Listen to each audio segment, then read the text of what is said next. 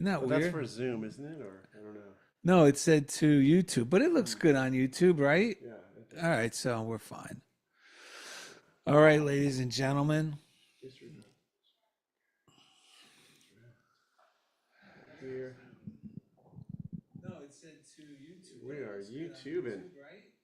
All right, so we're fine. All right, ladies and gentlemen. Live. Put this. Put the description in here. Okay, this can get Save. mute. Video. Okay. This. Oh, shoot. We don't need all that headroom. Isn't that funny they called it max headroom? Oh, you know why? Because that's what it says when you drive into those parking structures.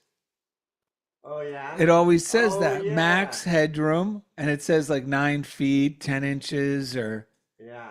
that's where they got that from. Got it. Okay. All right. 2 seconds.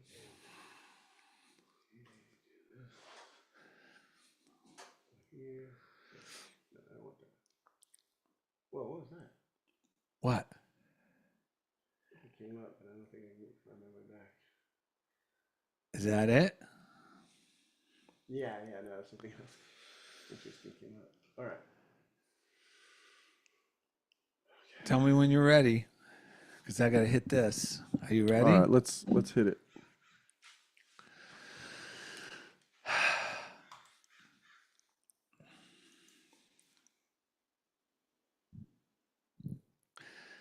Welcome to The Funniest Thing, Oh yeah. where each week we share stories about how stepping out boldly always leads to better than expected outcomes. Yes, it Oh, I does. see you're doing a new mic trick, so I'll copy you. I'm I've been doing down. it this way the whole time. You're the one who's always doing it the ice cream cone. I thought we were, well, that's because we were mistaught. All right, go ahead. I'm Daryl. I'm Ed. And we're broadcasting live from middle school studios in beautiful downtown Culver City, the heart of Screenland. Yes, and yes. Also known as the City of Angels. We're in Los Angeles here, named after Our Lady, Queen of Angels. That's a huge blessing for this city, man. I know. Everyone's walking around calling this place the Angels, and thank God we have them. We're also in St. Jude's Shrine today because Daryl and Stephen Tom Thorpe got me an amazing St. Jude hat, a full-bodied flat bill. Although I can't wear it flat, I have to curve the brim. Embroidered, front and back. Front and back. Under the bill, too. If you look on YouTube, you can see this beautiful work of art. My mother's favorite saint of lost causes. I think, no, you said it better yesterday. Yeah, hopeless cases. Yeah, hopeless cases. Yeah. Well, there you have it. But hopeless cases. So today's show, this is something we are working on even at this moment. Disregard the distractions with Krista Machovina, the great artist who is joining us later in the show. Right now she's making what's it called? Lemon bars? Lemon bars. Which I think you're going to get to indulge in, aren't you? I hope so. Well, trusting in prosperity means you will have what you need when you need it, even if you cannot fathom how it will come. And that's really important to remember. We can enjoy continuously demonstrating prosperity throughout our lives as long as we avoid being distracted by the news, social media posts, and politics. These distractions disrupt our faith and cause concerns about the possibility of future problems. Almost always, our concerns quickly become presentments. Tell them what that word means. Well, because resentment means you're reliving an offense over and over that you believe happened to you. Yep. But a presentment is actually what a lot of people now with social media find themselves experiencing, because we'll see something on a post, and this is the thing. Most all these posts, even if you want to call them legitimate, right, they're really only opinions, and they almost always, I would even say always, make us aware of something we should feel offended about. Yeah. That hasn't even happened or Right. probably will not happen. Right. And even if it does happen, we all can agree that it'll most likely have no effect on our lives personally. However, we get a presentment. So a presentment is worrying about things, Or being offended by offended. things. That's what it is. Upset about. Being offended about things that haven't even occurred and probably will not occur. Dude, this hat feels like I'm actually wearing a man on my head. It's so big. So No, but on camera, it's just like an actor. yeah, right. 'Cause you know how True. Having a big head. Actors' heads are disproportionately larger than their bodies. Well, that's what maybe this is what I've needed all along because I'm like almost 6'2", so I need extra. But on on the camera, the hat doesn't Now, look yeah, right. like an Elmer Fudd hat, True. hunting hat. So let's see here. Almost always are. Oh, the other thing about there once was a time when if we saw clickbait titles, like titles that were intentionally meant to turn the knife and we go, oh, that's just clickbait. But now almost everything uses the same. Yes. Even the stuff that we consider positive often will use something to scare us almost into watching it. So a lot of this stuff is really unhealthy. We become indignant and angry over situations that haven't even occurred. We can avoid. But the beauty of technologies is it teaches about us outwardly what our mind is already doing inwardly. So we can avoid experiencing these presentments by ignoring the distractions and labeling it for what it is. It's a distraction from our real life.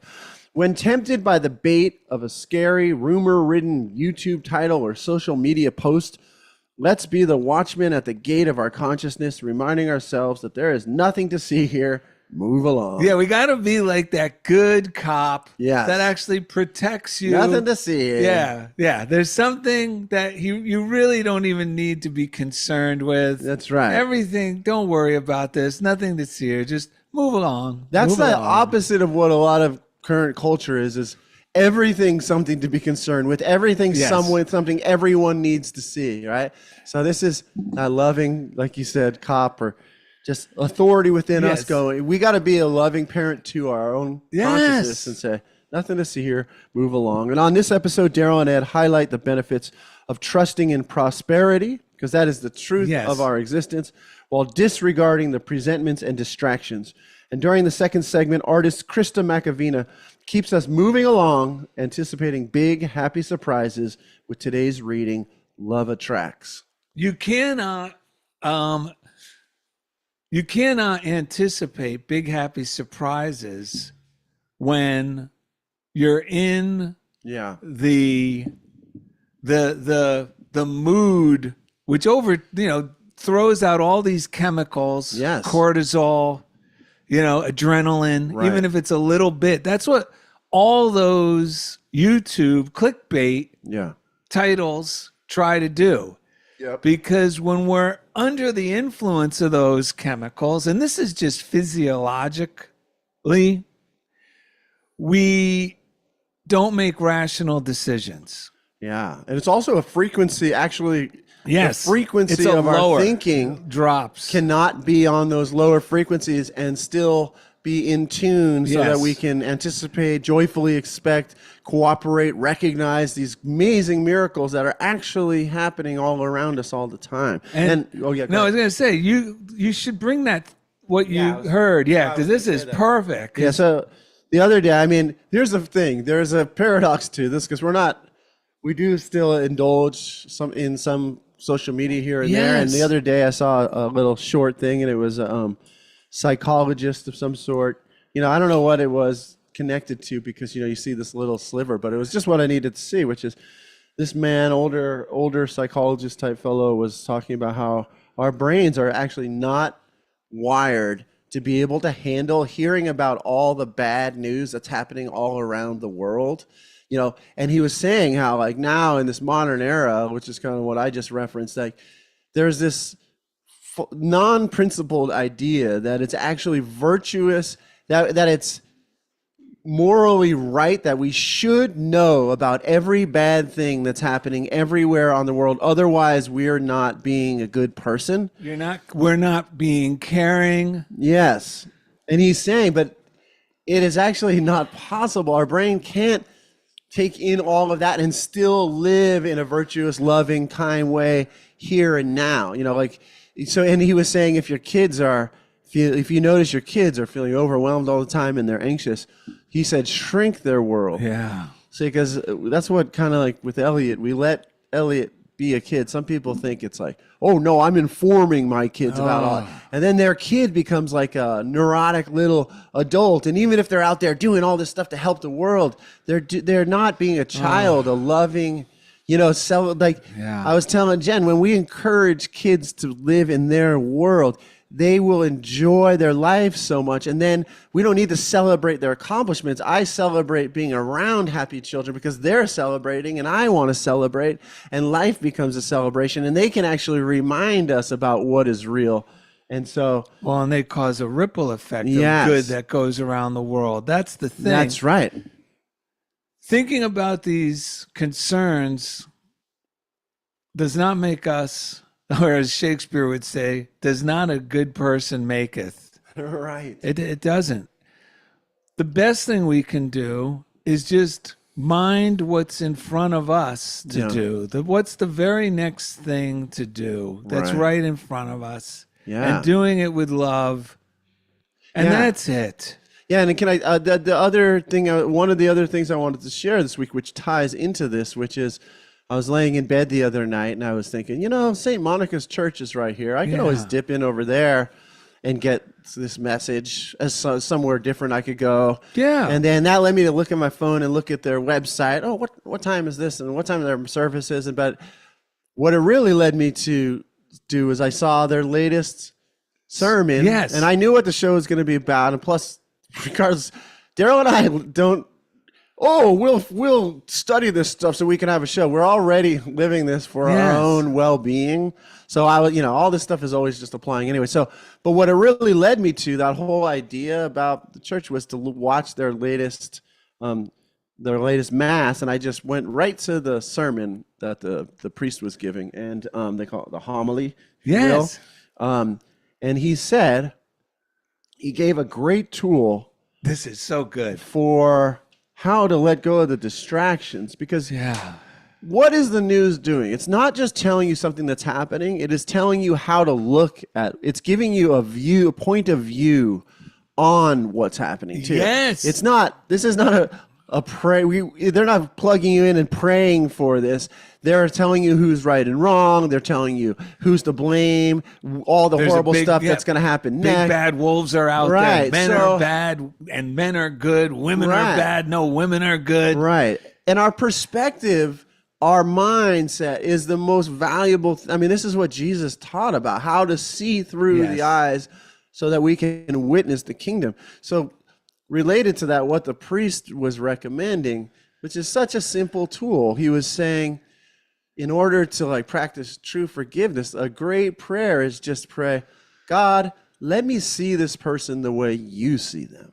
Let me see this, and then I reflect on it. Let me see this situation the way you see this. Oh, it's a game changer. It changes and that is the vital part about why these social media, none of these things are evil or are good or bad on face value, but it's the perspectives that they're showing as well. And I want to see things the way God sees things, because the way God sees things is that everyone is worthy of love. Everyone is an expression of the divine. Every condition leads to something better when we bless it, success, when we bless it instead of curse it.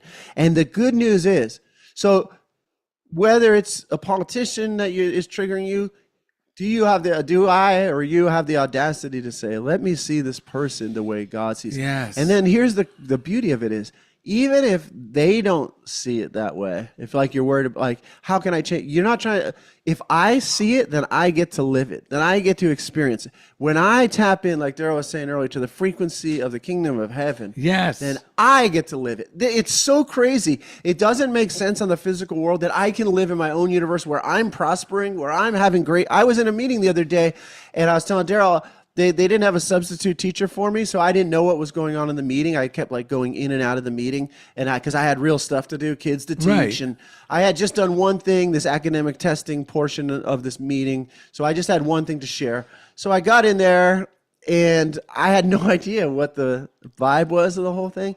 And I shared my results from the testing so joyously. And the parents, and it was so funny because I was in this joyous flow. So I shared the results of the testing. The kid did amazing. And I said, do you guys have any questions about this? And then right before that, right before I let them answer, I had this little intuitive nudge. And I said, before you answer, I just want to tell you how much I loved working with your son.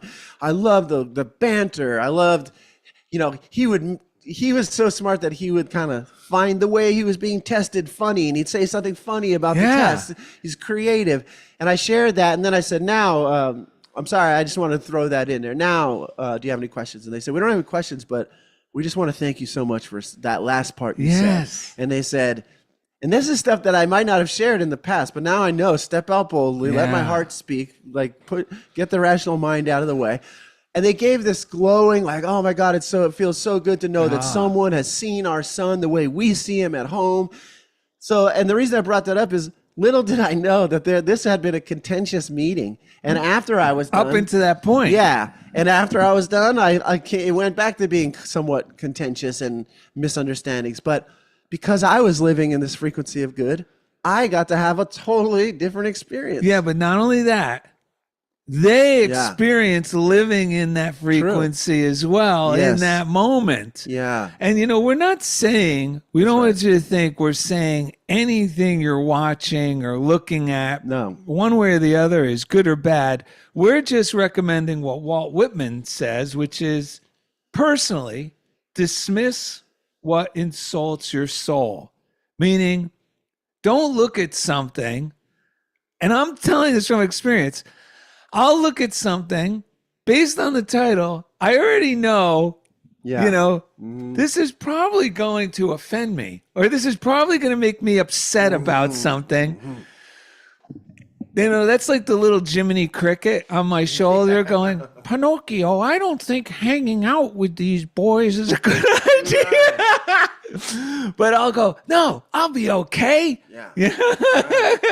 And every time, it affects me exactly like my higher self already suspected that it would.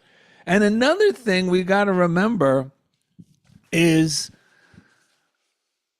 you may have heard this analogy before, you may have not. You probably have if you've been listening to our show. But for those of you who didn't, it's very simply put as, when we go to a movie, and you're going, and it's a horror movie, and we don't like it, and it's scaring us, it makes no sense for me to go up to the screen and try to make it go away. Yes. I have to go up into the projection room and either turn off the projector or change the movie. Yeah. And the projector is our mind. That's what that biblical verse means. Yeah. I am transformed by the renewing of my mind, making a new decision, because right now the vibration, the world I'm experiencing is hell.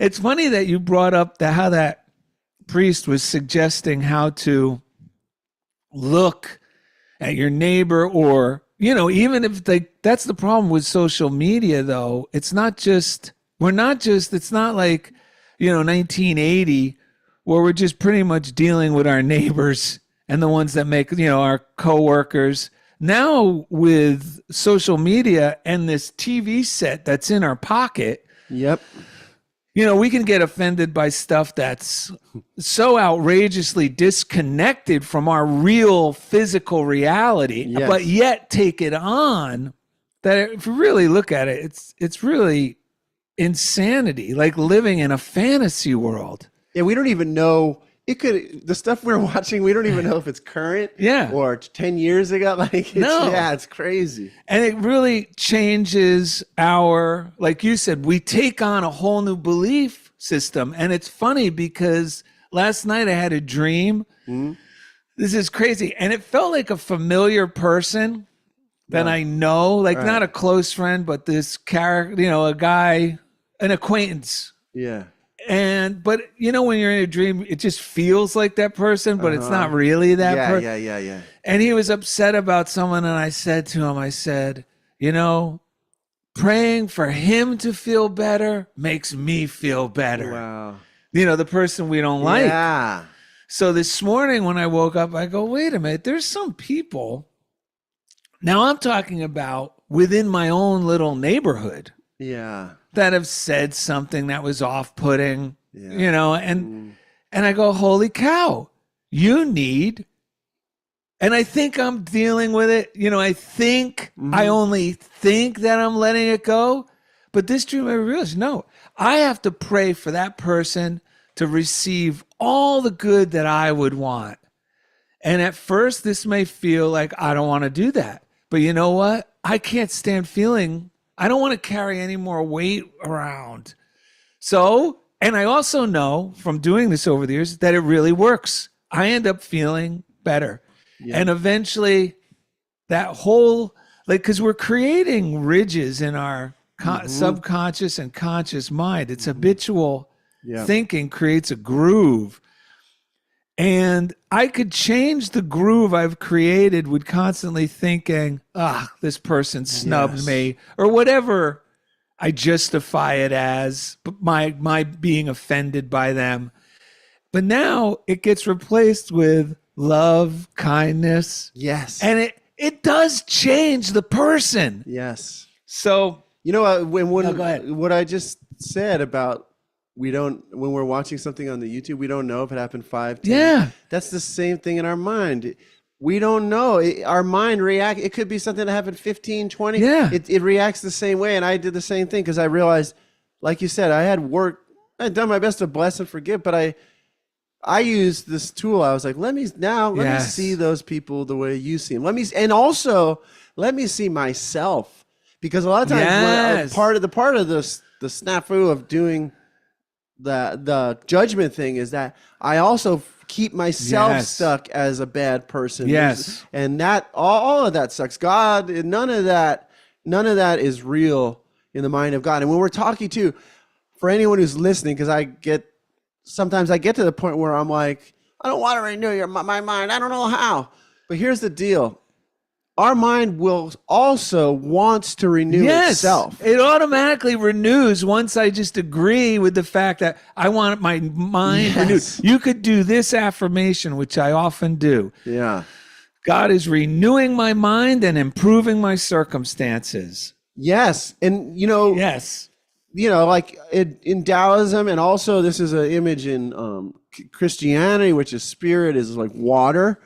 It is flowing. It is tempting to flow and carry us toward our good. Yes. So that's why we can have these terrible creases in our brain and judgment, but they feel bad because the water, it makes it so hard for the only reality there is, which is good, to flow through all of that crap. And it gets all dammed up and blocked up. And so as soon as we start doing what we're talking about here, like the other tool that I was just going to mention, and I'll mention it briefly, for years, whenever I've gone through anything, I've heard this little voice inside me say, Ed, just relax and breathe. That's all you have to do. And, and it's informed a lot of what I do. But the other day my brain was in such a bind feeling when I was just like, what if I just drop any spiritual psychology, even any affirmations, anything, and just do what this thing's telling me to do. This voice, just relax and breathe. And I sat there and I just relaxed and I just listened to my breath. Like I wasn't doing it like I'm going to listen. I just started noticing the sound of my breath and just sat there and breathed.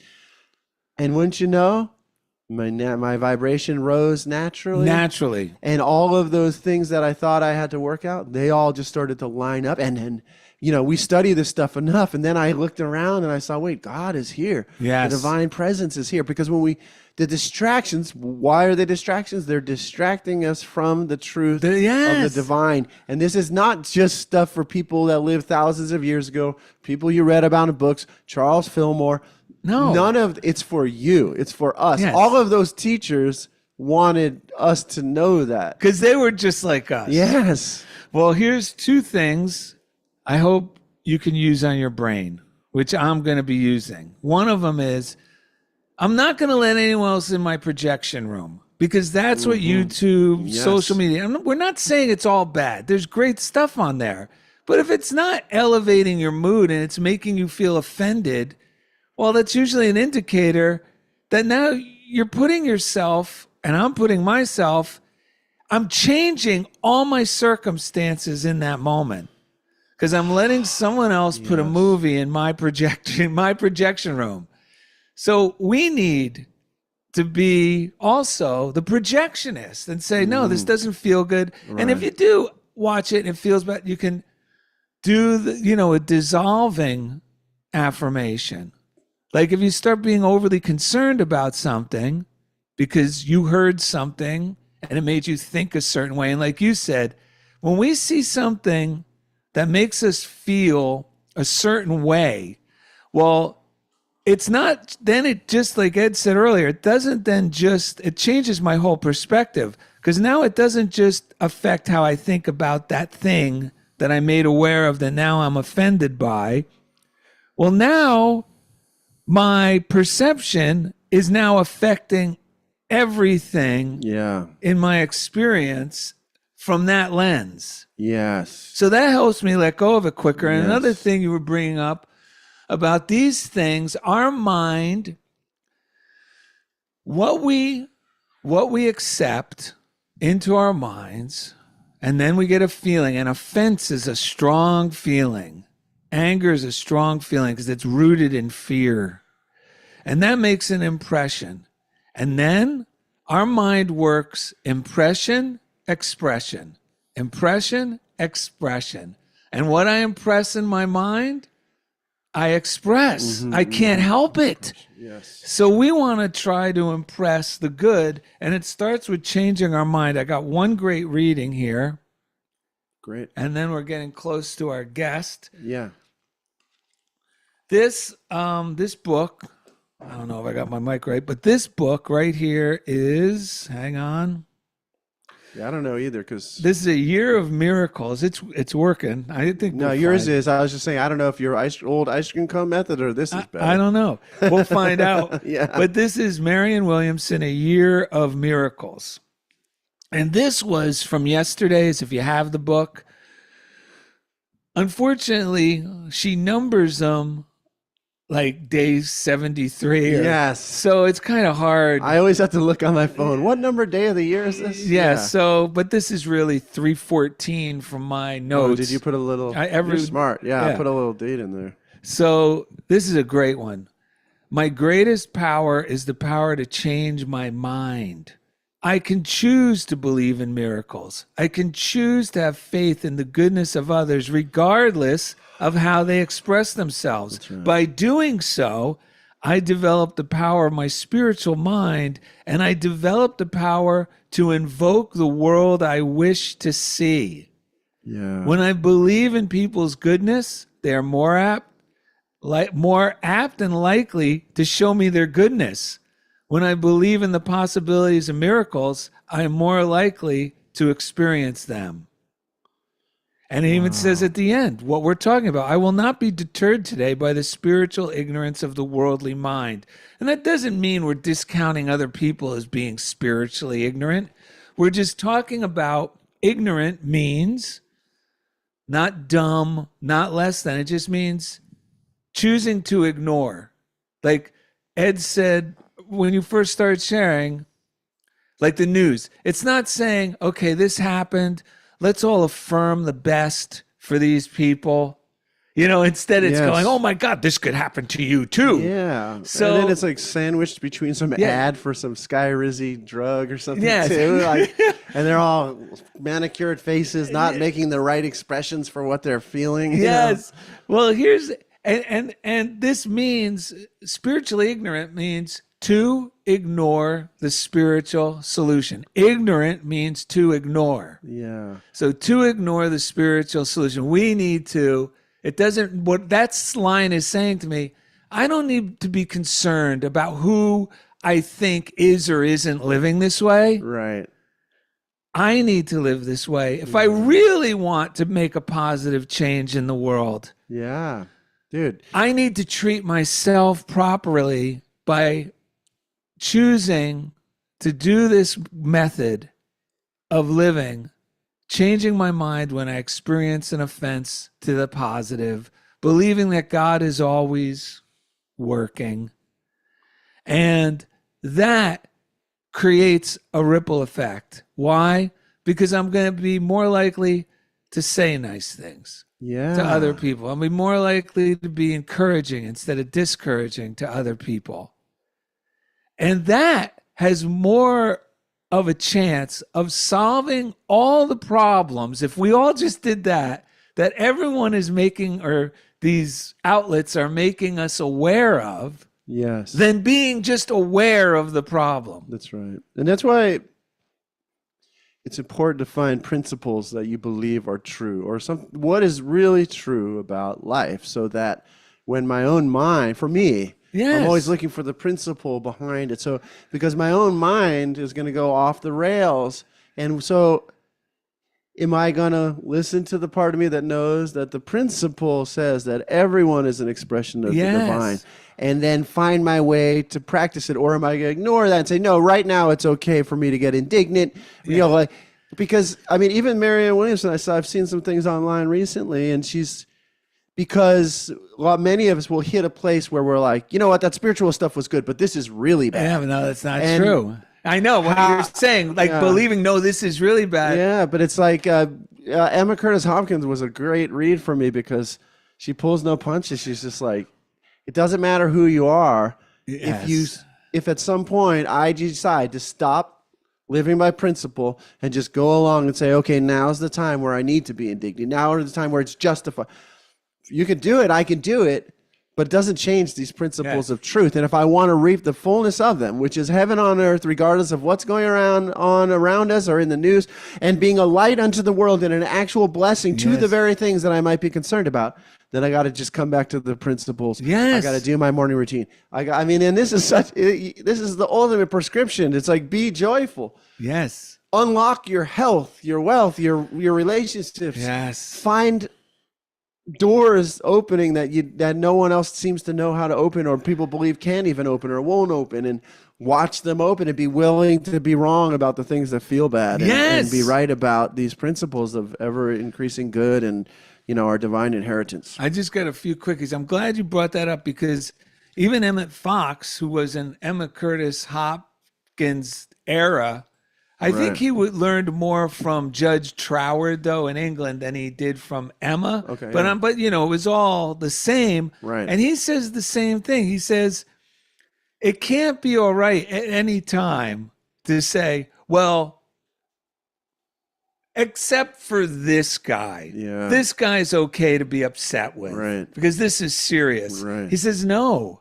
You got to be all in or you're out. And guess what, folks? Speaking of all in or out, there's a great book called The 10 Commandments by Emmett Fox. Oh, this is so good. We highly recommend it. And we all know that verse. And this is good, because this goes along with what we're saying. And the verse is, I do want to make sure, because I sometimes think it's fumble the it. second commandment. Yeah, thou shalt have no other gods before me. And a lot of us got hit with that. It was weaponized, or we're not quite sure. We think God's mean if he catches us worshiping another god. And other times we'll think, well, I don't worship any other gods. Well, the etymology of that and the meaning of it is, thou shalt have no outer gods before me. Meaning, Yes. the God in us, the projector in our mind, that's the kingdom of heaven. And all those parables where Jesus said, the kingdom of heaven is like unto. He's talking about our mind, how our mind works. So when you think about this, and this is what Emmett Fox hammers home on, Reverend Ike, Well, it's because they learn the truth of what and it's actually the first commandment. I just looked this out. I just want to make sure it's rule numero uno. Yeah. Have no outer gods before me, meaning once I'm offended by anything or anybody, I've just made that my God. Well, what do you mean you made it God? Because it's consumed, it's hijacked. I'm worshiping it because it's hijacked my feeling nature, my perception. So I am worshiping a false God. So that helped me go, ooh. And here's the other thing, Daryl, this is not going to work because as Emmett Fox continues and the Reverend Ike talk continued, you got to be all in with God or you got nothing. Yeah. Meaning you got to stand on these principles and allow that joy to fill you up and trust that God is working. Divine order is in effect. The captain's on the bridge, or we suffer. That's what it means. It's like, I can't. It's not like I shouldn't. It's I can't. If I put anything outer in that place, I feel bad. Yeah, you know, that made me think of the phrase, love your neighbor as yourself. Yes. And I never really thought about this fully, but because I've heard, you know, like it's a reciprocal thing. You love your neighbor, you love yourself. But I never thought about like, in order to love your neighbor, you have to be yourself. Love them as your true self. Yes. Show them who you really are and love them from that place. Because the inner God, if we're not going to put an outer God before God, then we have to find the inner God, and that inner God is our true self. We are an expression of the divine, and anytime we stray from that, we're not being true to ourselves. So I don't have to pretend to be something I'm not to win them over. No, and we know we're being ourselves because we're naturally loving when we are who we are. One last thing. Oh yeah, go ahead. Cone.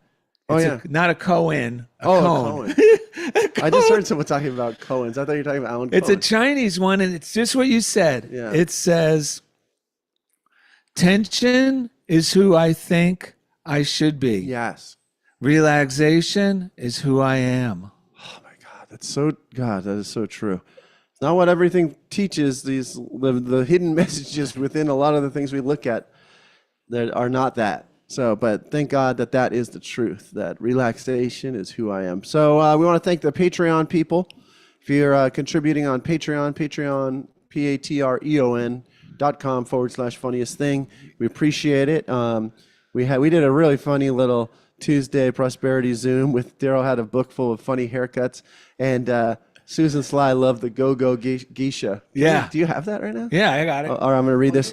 Okay, and Valerie in Sonoma sent us a note that said, "Hi guys, I think this was through our website. Hi guys," which is darylanded.com. "Hi guys, thought this might interest you. This is a podcast from the Center for Spiritual Living in Santa Rosa by Reverend Russ Laguerre on 2/23/25. So you guys can find that podcast, Center for Spiritual Living in Santa Rosa. Where's that coming from? Hello? Why are we hearing like a... We shouldn't hear it. I think something's weird going on the YouTube. But anyway, so you can find that, a podcast for the Center for Spiritual Living, and it's February 23rd, 2025, Center for Spiritual Living in Santa Rosa. It is one of the best explanations of anger I've heard, and a practical process to help stop the mental replay. I also like his opinion on forgiveness. You are the best, Valerie in Sonoma. And, you know, there is something to be said for giving. We don't want to resist our anger either and push it down, push it away, make it. Sometimes many of us out there who have never allowed ourselves to feel our full feelings need to let that out also. Yeah. Part of letting it go is letting it out so that it doesn't consume us. And when we realize what we're mad about, we can easily adjust and get back into the flow of life. So check that out. And then, if you want to send us anything, funniest thing mailbox is P.O. Box 1312, Culver City, California, 90232. We love getting mail. We got this postcard from Kirky. Says it's all a gift. Taxes, gas, traffic, rain, bills, gray hairs, inflation. Bless a thing and it blesses you. That's great. Today's Mike Dugan. This is the show. So anyway, there was a book that is, remember those awful hairstyles you would see at barber shops? Yes. And you would think, oh my God, do I not know better? Because these hairstyles look terrible. Yes. But so there was a book of all these hairstyles. Yes. But I decided like I would take this out instead of playing. Ed likes to play Candy Crush. Candy Crush, yes. I would grab my book and I would give Bejeweled Blitz, actually, but thank you. I would give all these haircuts names. The seats. So I would give them all names. And Tuesday night, for some reason, I was tired. But we all needed a good laugh. We needed a good laugh. So I went through these, and there's one here that the one that Susan Sly was show referring both of those. Okay. So here's if you haven't ever gone on YouTube, check it out. Now's the time to go on YouTube. So the one on the one page is Mrs. Mutton Chops. These are hairstyle names. And the other one, as you can see, is Go Geisha. All right, let's take a deep breath to clear our mind. We want to thank the chief engineer, Jeff Comfort, in Kansas City, Kansas, because each week he takes us right into the comfort zone. All right, let's take a deep breath. I'm a thought watcher. I'm a thought watcher. Watch the thoughts go by. My. I'm a thought watcher. I'm a thought watcher. Watching thoughts go by. My. I'm a thought watcher. I'm a thought watcher. Watching thoughts go by. My. All right, coming up next, artist Krista Machovina keeps us moving along, anticipating big, happy surprises with today's reading, Love Attracts. Thank you for listening to Funniest Thing with Daryl and Ed, live from Middle School Studios in beautiful downtown Culver City, the heart of Screenland, in the City of Angels. All right, tinkle break. Why didn't we? Can you believe it? We skipped this one the other night? Oh my God, how did we? The seats.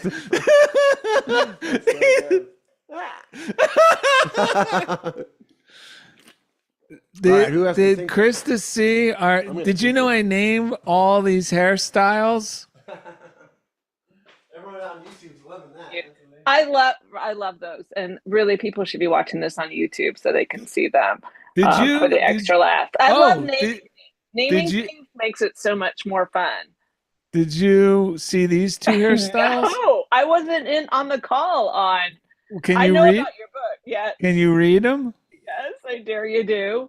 Oh my God. And then hold on, my face is blocking the Fad Brady dad. Nice.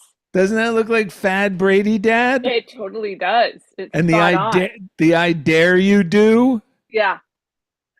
I love How did you know about this book? You told me. I think you showed it to me years ago. Well, I keep working on it. It's really becoming more complete now. Oh my God, Nottingham. Oh Nottingham and Puckering? No, puckering. Look at his mouth. Puckering wolf bonnet. I mean, yeah, it's the puckering wolf bonnet. He's like a fancy werewolf. It's like when werewolves go to prom. Oh, here, you'll like these. I think you dated one of these guys. Yeah, I do like a guy with good hair. I'm not sure these are good. Uptight Loggins and Suburban Mephisto. My God, no, these are awesome. Well, let me get Ed in here, and we're excited to have you talk now. Oh my God. All right, well, I'm going to do my own little break, and then I'll be right back. Okay.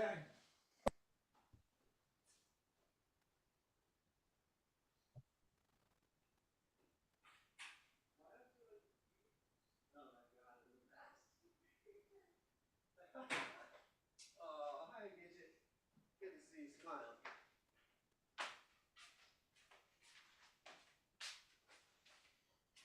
Oh boy, you're still YouTubing? Oh my God, YouTubing. That's funny. For all this talk, we're on YouTube right now.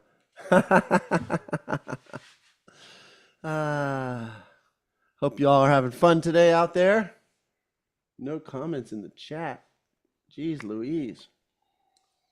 I'll put my own comment. How about that? All right, I'm back. Great. Yeah. It's pretty good. Let me hear this.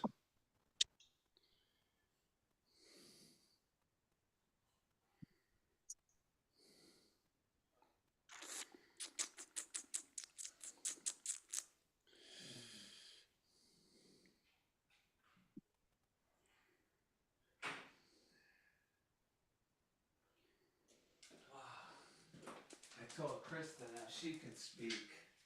Yeah, I got one reading to do. Yeah, I got nothing, so I'll read. I got a couple little things to read.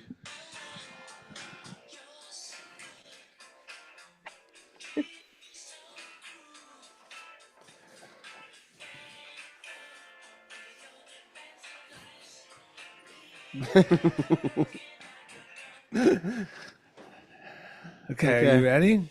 Yeah, bring us back. Welcome back to the second segment of Funniest Thing with Daryl and Ed. And today's topic is Disregard the Distractions with artist Krista Machovina. And I think Ed has a reading to kick us off. Well, I have one quick thing that I just saw when I was in your library. Ella Wheeler, this is from Dynamic Laws of Prosperity by Catherine Ponder. She said, Ella Wheeler Wilcox once said, God measures souls by their capacity for entertaining his best angel, which is love. Yes. That's that one. And then another good news and something to remind yourself, no matter what's going on, we got to bless it as success. We got to bless it good. We got to affirm that God is working through it.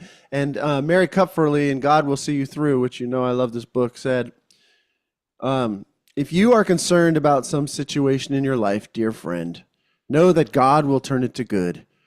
If you feel that circumstances are against you, remember again, God will turn it to good. God will turn the difficulty into advantage. God will sweep through the turbulent thoughts and emotions and conditions with a powerful wave of light and healing. God will turn everything to good. The distressing appearances will change. God will turn all things to good. If you have not believed this, believe it now. And with that, what do you got to say, Krista? Man, I'm so grateful for you guys because you are so good at connecting our real life experiences to actual writings. And I admit I'm not as good at that. Like, I'm reading the stuff, I'm implementing it, but I feel like sometimes I'm just looking at my life and I'm like, wait, I know there's a principle behind this somewhere. So I'm really glad you guys actually have the footnotes, because I don't always have the footnotes, but I'm definitely seeing the outcomes. Like when Daryl was talking about the projector in his head, I think for me, man, I do have to watch my thoughts, because I want to find more good, and I want to see more good and more love in my life and more prosperity and all of these good things. And I know from the slug bug theory, what you're focusing on, you're going to see. That's the lens through which you see things. So, a lot of times you kind of have to say, not today. The people joke about not today, Satan, but sometimes you do. You have to go up and you got to change what's playing. And I also connect with what Ed was saying about sometimes you have to actually get a little angry or stand up.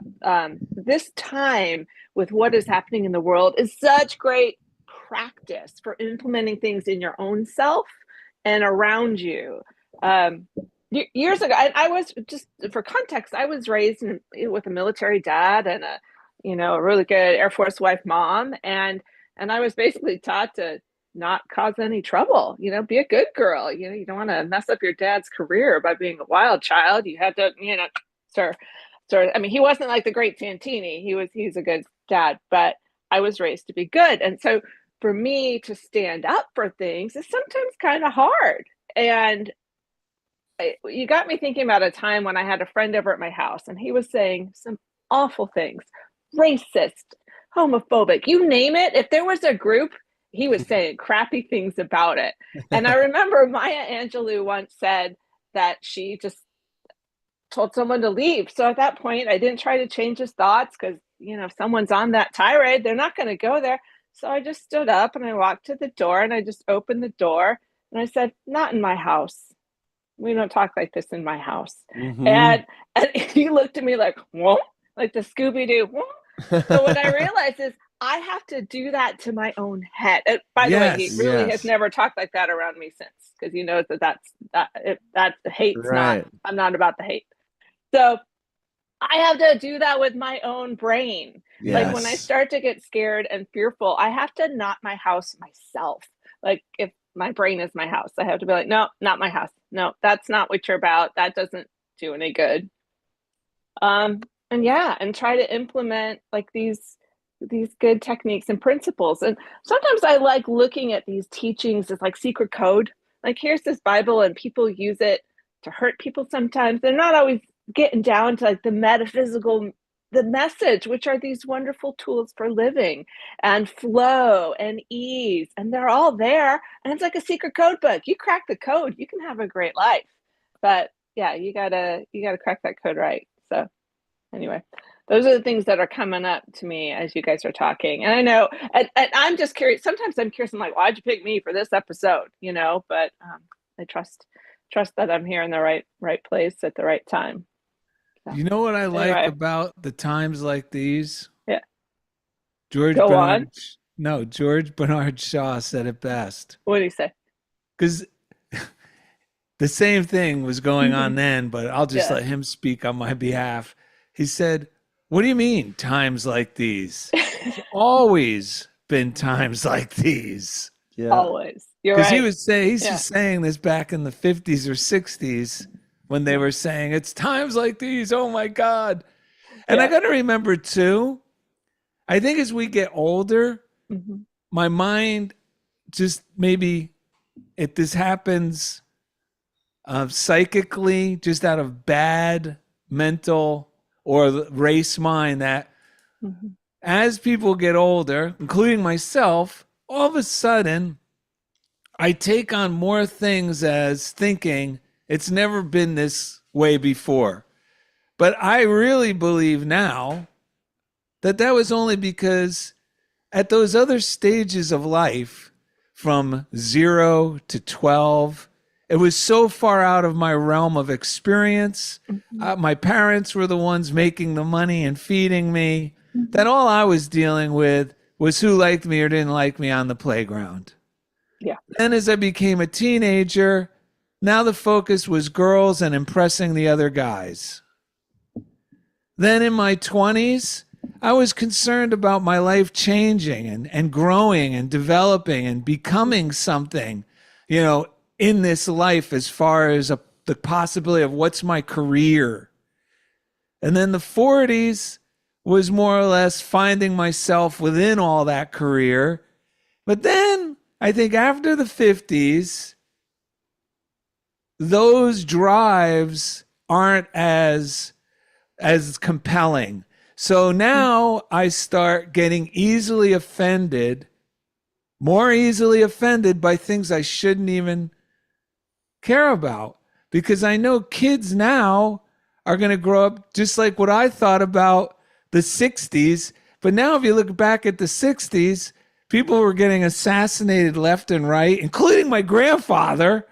And, so that was a harrowing time for people. Oh my God, the president's been assassinated. Oh my God, Martin Luther King's been assassinated. Oh my God, I was voting for this guy, Robert Kennedy. He got assassinated. That was all within 10 years. Yeah. So that was you could say, well, those times were way worse than now, but I was a child.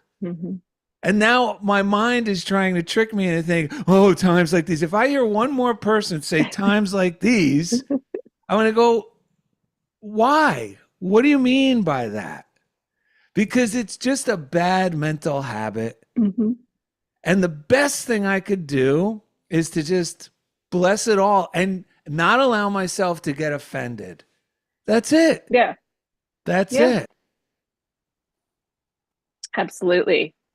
And to lead with love. I know Yes. everyone just wants to be accepted and appreciated. Everyone wants to feel good. Everyone wants their family to be safe and Yes. healthy. I mean, these are things that everybody wants. And so, like, how can I do that? I also think a lot about, and this, I mean, it might not necessarily, you guys are going to have to find the principle that goes with this, because I know there's got to be one there somewhere, but just like, what am I bringing to the table? What's my job? You know, like, there are people who are politicians and I'm grateful for them. There are people who are in the military. I'm grateful for them. I'm an artist, you know, I used to be a therapist, but like, what's my job? What's my job? And I think honestly, my job is to feel as good as possible so that I can think clearly and be supportive and make other people feel appreciated and put peace into my art. And like, so yeah, what's my job? And I don't want to say stay in my lane. I mean, if there's something that I need to do, and I will do it, you know, it's just as I am inspired to do it. Does that make sense? So yeah, my job right now is to feel good. That's the best, because when I'm offended, I feel hurt. And when I feel hurt, the opportunity for me to harm others, whether I'm complaining, condemning, gets greater. But when I'm happy, the opportunity for me to be generous, loving, kind, and considerate goes up. Yeah. So that's all we're saying. And you know what? While you were talking, I go, okay, what do I really remember during that time? Because I didn't experience all those assassinations like grown-ups would have. Right. And you know what I remember? Mr. Pelkowski taught me how to ride a bike. Yeah.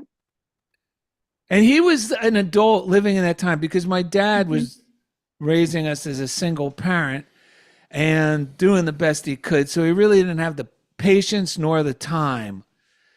And he was so uptight and angry, like I couldn't learn. But Mr. Pelkowski just decided, hey, Daryl, you want to learn how to ride a bike? He didn't condemn anyone. He didn't complain about the state of the nation. Right. He didn't complain about, you know, anything, or he wasn't like spreading any fear. He created a ripple effect, because then I was able to use the technique he taught me how to ride my bike to teach my brother how to ride a bike. So what world do I want to live in? I want to live in Mr. Pelkowski's world. Yeah. He was just as old as I am now, maybe 10 years younger at the time, but he wasn't living in that horrible world. And and when you're living in that world, you have no time to help a neighborhood kid that's not your own how to ride a bike. Right. You're hunkered down in your home with your kids, or you're just minding your own P's and Q's, protecting yourself, or worse, you're calling a friend and waking them up to your nightmare, which we all do, you know, with rumor and gossip and, oh my God, have you seen this? Right. I'm just making you aware. Yeah, we call that the repeat offender. The repeat offender. Well, and it's so much more fun to like create that heaven on earth. Like, you've come out to hospitals with me, and you know, or the different places we've done workshops, and you can change the environment. So if you're, you know, when you can see kids who actually talk to their mom about wanting to go back for their treatment because they get to play games and make art. I mean, how cool is that? So we can transform environments that are really kind of, well, they can be yucky into something good. That's our superpower. You know, love is our superpower. Yeah. Yeah.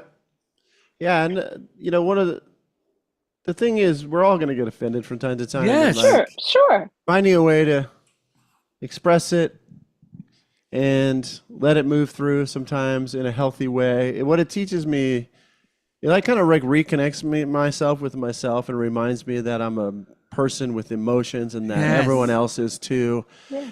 And then lets me get back to living in heaven on earth. And so it's really important. I think that the biggest thing I think I got out of the psychology program, the spiritual one that I went through, was that letting these things have a voice so that I can learn about me and keep moving. And Yes. then it also lets me acknowledge, like, we all have these little subtleties. What offends us? What does it?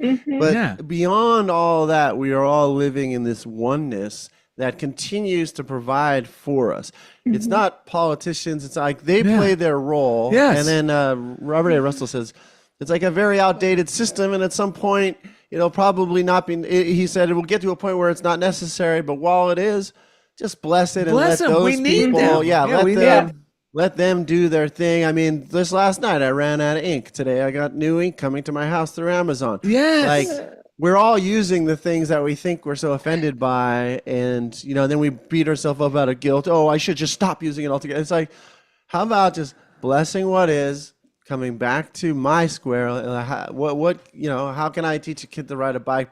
Or whatever is loving and joyful for me to do. How about I treat myself to a coffee and stop worrying about all of this stuff and get myself back into a playful state of mind. Yes. And then share my love with the people around me. Or a giant Costco vanilla ice cream cup.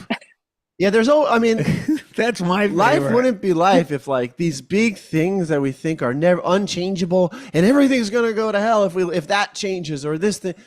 Guess what? It keeps moving. It keeps growing. It keeps evolving. The mystery continues to unfold, and that's a lot of what's going on right now. There's these mysteries unfolding that no one really can put a finger on. But when we can come back to when I can come back every day to the divine presence, which is here and now, like you said in the beginning, it becomes an amazing opportunity. It's not just like lip service, like, oh, it's a nice opportunity. It's actually an amazing opportunity for me to live fully now. And like Daryl was texting to us earlier, like, create what we want to create while I'm here. It's really pushing me. I think it's giving me energy to create a new album that I'm creating. I talked about it last week called This Is So Much Weirder Than You Think, because that's the message I keep getting. Like, this is so much weirder than you think it is, Ed. Bless it and go back to living and doing the stuff you love. No one really knows what's going on the way they're talking about. There's something so much more mysterious and so much. And remember, weirdo originally was a word for like foresight, intuition, mystic. Like, it was a positive. Yeah, and so it's weirder than I remind myself that. It could be someone cutting you off on the road or anything that happens. This is so much weirder than I think. Let me just keep moving. I'm not going to put my head in that. Let's just keep moving and do what I'm Don't here let to do. that person change your movie. Yes. You know what Marcus Aurelius said about times like these? What do you say? Marcus Aurelius, if you don't know, there's a book called Meditations. But he didn't write a book called Meditations. That's just the title of, after he passed away, they found all these journals that he kept notes to himself. He was always trying to apply these principles on himself. So when he found himself getting offended because at times like these, this isn't over 2000, because he came after Jesus. He was actually the Roman emperor prior to becoming emperor while he was still on the battlefield, because he used the mystic approach to solve a problem on the battlefield. What happened was, real quick, during the time of Marcus Aurelius, around 100 to 200 AD, they were persecuting Christians as heretics. Because why were they considered heretics? Because instead of the predominant pagan belief that was prevalent at that time, which is God is outside of you, and you have to beg them to operate on your behalf or make a sacrifice for them to operate, these Christians were going around saying, no, God is inside me, and let me affirm the positive and believe the good, and it'll come about. So they were like burning these people at the stake, feeding them to lions, during the time he was a admiral or general, whatever was the rank on the battlefield, and he was revered by everyone. Matter of fact, he was one of the only elected emperors.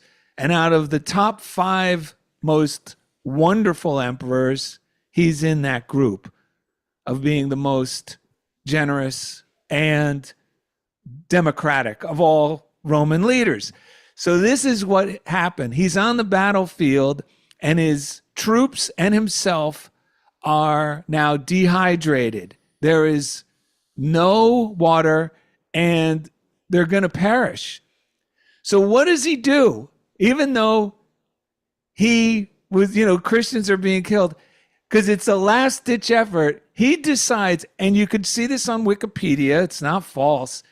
What he ends up writing to the senators is, he's saying, we use the Christian practice of prayer. We affirm the presence of God, and as we did, meaning all the troops, there was a thunderstorm. And then he wrote the senators and said, and thank God he was so revered, he said, I strongly recommend we discontinue the practice of persecuting Christians. Here's why. I actually did the mystical approach, and it worked. Yes. So what he says about times like these is, the universe is changed. This is him reminding himself. That's all this show is. The show isn't Daryl and Ed are gurus. No, Daryl and Ed are enthusiasts, and we want you to apply it too. So he was writing this to himself, just like we share about ourselves to you. The universe is change. Our life is what our thoughts make of it. And he was talking about times like these during his time. The universe is change, and our thoughts is what our life is what our thoughts make of it. Marcus Aurelius. That's great.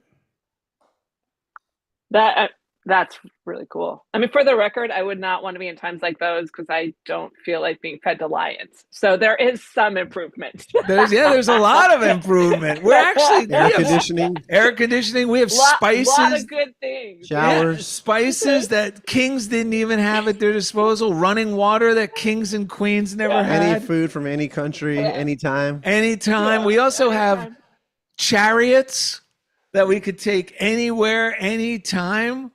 It's amazing. We have over 300 horses. Yeah, right. Imagine if all those horses were at all that horsepower filled the freeway. You know how many horses would have to be on the freeway? I know. And Billions. feeding them and cleaning up after them. Yeah, and we just go. So you want to read the Joyce Kramer reading? Oh, yeah. Hold on one second. I have to pull it out of my little text here. The meter on my mind is starting to say food must happen. Okay. Oh, no. Soon. All right. It's not deadly. This is the first time I've ever thought about it. Okay. Yeah, take your time. Take your time. All right. Good old Joyce. I recognize the divine law of attraction, and I let God's loving spirit be expressed in all I do. Follows what we were talking about. As we progress through life, we gather to ourselves that which belongs to us. We attract the people, experiences, and conditions that make up our world. We should not, therefore, fear the loss of any good. That which is a part of us cannot be lost, and we should not attempt to keep by force that which is not our own. Because the people, experiences, and conditions in our lives reflect our consciousness. It is essential that we keep our thoughts and feelings right and good. When we base our lives upon the principle of divine love, we will attract loving people, happy experiences, and good conditions.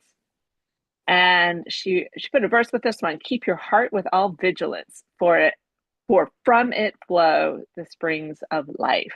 Woo! Proverbs 4:23. And vigilance, folks, simply means remain awake. Not hypnotized by the things we see and hear, not hypnotized by letting someone else into our projection room. Yeah. And your heart is just like your subconscious mind, these thoughts that you're thinking that are going on below the surface oftentimes. And then sometimes we get involved consciously. We got to be aware of what the projector is saying. And that I just opened up to Robert A. Russell. I mentioned him before. It's called, this is a Nancy Norman recommendation. You too can be prosperous. So thank you, Nancy. This is a great book. He quotes the Fillmores. He quotes Emmett Fox. He quotes all the people we enjoy. Yeah. And you know what? I've been using something that Nancy Norman always recommended is when I've been meditating lately and I feel particularly funky and I'm relaxing and breathing. Just put your eyes at a 45-degree angle up towards like the corner of where the ceiling hits the wall, kind of thing. And remember that I raise my eyes to the hills from which my help comes, my good comes, my prosperity. I can literally, you'll feel your thoughts shift. You'll feel a shift into a higher vibration. So remember that. And Robert A. Russell, the only reason I'm reading this is because it goes along with the things that we've said multiple times today, which is the way to eradicate old process of worry is to form a bigger concept of confidence. Yes. And then remember, confidence is with faith. Yeah. As the confidence thought grows, the mental path of worry will gradually fill up from disuse. The old path will grow less and less distinct until it gradually disappears. Do you see why this subject is so important? When you know how to change the basic thought, you know how to change everything in your life and are well on the way to something better and more productive of good. Now, the moment I've been waiting for is this story that just happened a couple of weeks ago at Krista's studio. If you want to check out Krista Machovina's art, we put the website for Krista Machovina in the description on the podcast and on YouTube. I highly recommend checking out a show at the Keystone Art Space over there. You can find things through Krista's website. Anything else you want to share, Krista, before we wrap this up? No, thank you. And thank you for being my friends in this and, helping me keep my thoughts on the good stuff. So practices like this, having friends like you, whether it's virtual friends or actual friends, it makes a big difference. Well, Kathy Norman says, thank you for introducing all of us. I was lucky to be a chain in that, or link in that chain again. Yes. That was really great. And she'll be on the show in a couple of weeks too, so look forward to that. Yeah. Lois Conklin said, love the talk about how to cope in these days of country disturbances, stuff related to politics. She says it's so helpful, so we're happy to hear that. I think you're killing me, Larry. Without further ado, I am dying for this story. This was I saw this one on I guess I am too. TMZ art page. TMZ Arts. Someone overheard this. It said overheard in LA. At the last Keystone Open Studio show, a fellow artist asked Krista if she would look after his studio while he went to go get lunch. When he returned, he asked Krista if there had been any interest in his paintings that were on display. Krista smiled. I have good news and bad news. The good news is that a gentleman inquired about your work and wondered if it would appreciate and value after your death. When I told him it would, he bought all 15 of your paintings. The artist exclaimed. That's wonderful. What's the bad news? Krista replied. The guy was your doctor. Oh, All right. Well, thank you for being part of Funniest Thing. Daryl and Ed and artist Krista Machovina. Please subscribe, share the show with your friends. We got a great hymn to use to your mind when it starts getting offended. Oh, my mind, you're so good, treating me so cruel. There you go with your fancy lies, leaving me looking like a dumbstruck fool with all your jive talking. You're telling me lies. Jive talking, you wear a disguise. Jive talking, so misunderstood. Jive talking, you just ain't no good. Yeah! We did it. good job, guys. Thank you having so me. That much. was awesome. Thank you so much. Have a wonderful day. Yes. Thank you. You too. Tell Stephen Tom Thorpe we love him when he drops by. This is Stephen I will. Tom I'm to gonna Ground Control. Get back to those lemon squares.